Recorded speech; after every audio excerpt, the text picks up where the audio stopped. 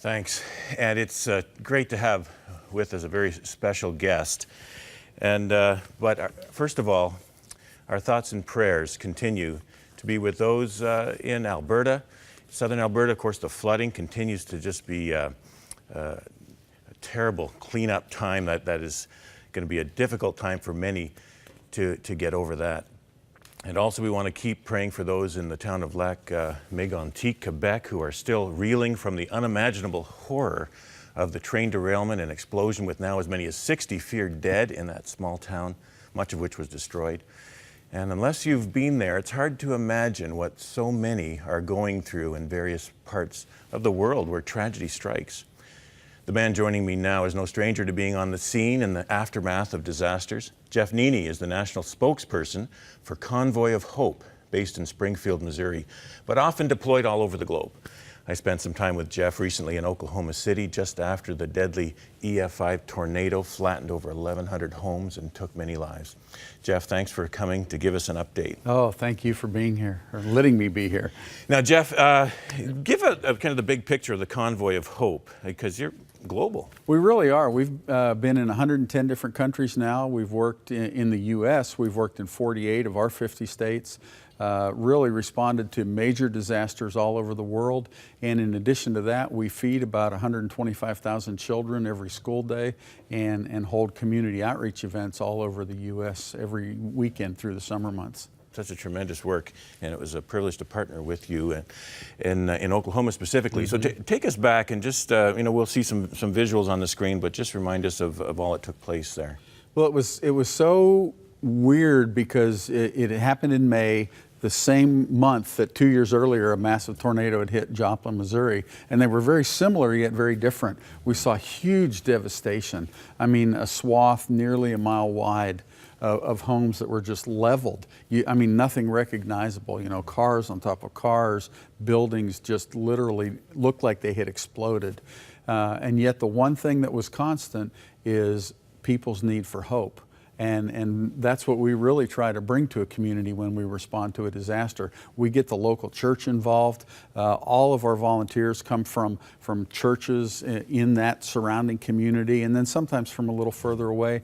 But really giving people that, in addition to food, water, supplies, diapers, rakes, shovels, all the necessary things, the really important thing is giving them hope, and the hope that comes in Jesus Christ. Right.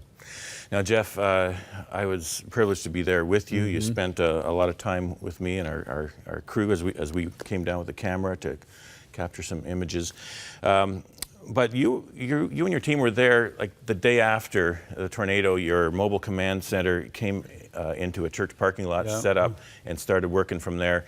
And you took me to a map inside the mobile command center that kind of gave the overall view and describe kind of how you deploy based on the need on the map. What we like to do is create this map of the area, and it shows the entire path of the tornado, where it went through. So we can identify neighborhoods, we can show where the hard hit areas are, where homes are totally destroyed and where they're damaged and in need of help, need of repair. So what we would do then is we would take that map and we would assign teams to certain neighborhoods. Mm-hmm. And they would go out into those neighborhoods and just start helping people, start helping them with debris removal. We were able to help nearly 80 families clean up their homes after this. And it's really important because the city was wanting to get this done and move on, and they were giving people a certain window of time to get things cleaned up. So these over 1,000 volunteers just kind of flooded that area, right, and were able to help clean up those homes, salvage personal items that were rescuable from the damaged homes, and then be able to help them move on. Most of the volunteers being from local churches right in that area. Mm-hmm. And so the kind of response that happened, and I got to see firsthand, just people pitching in and helping, but someone has to be coordinating them, and that's, yep, what you guys certainly did. And so we'll see here some of the images there. Is just debris removal was just a huge job. It really was. Debris removal, food items, different things like rakes, shovels, diapers, tools, cleaning supplies, even something as simple as garbage bags. One of the most popular items that we were giving away, rubber totes. People could take those and put their salvageable items in those and save them. So it was really neat to be able to provide things, but to be able to provide that spiritual help is what we really thrive on. So it gives us the opportunity. The day's going to come at any disaster where we close the doors to the trucks and go home.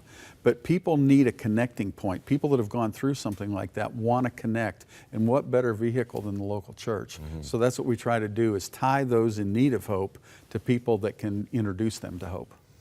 And that's really what attracted our Crossroads Relief and Development team to partner with you guys there. And because we know it's beyond just some of the physical things which are so needed, but then there's the whole spiritual care as well on top of that. Now, just so glad we're able to give an update because our viewers, many of them responded so very generously and helped out in the situation. And I know you wanted to have an opportunity to say thanks as well. I did. We have what we call our crystal truck, and it's just it's a very small token, but it's built out of crystal, and it looks like one of our Convoy of Hope semis. And we saved this for our very, very significant partners, and we wanted to give this to Crossroads, to you, Ron, and really in the spirit of what your viewers have done in helping us. We were able to provide over $1 million worth of food and supplies to the people in Moore, Oklahoma. And your viewers were such a huge part of that we want to present this to you and well, thank you. Just give you something in order to say thanks for all you and your viewers have done. Just partners in compassion, together bringing hope to the world's impoverished and suffering.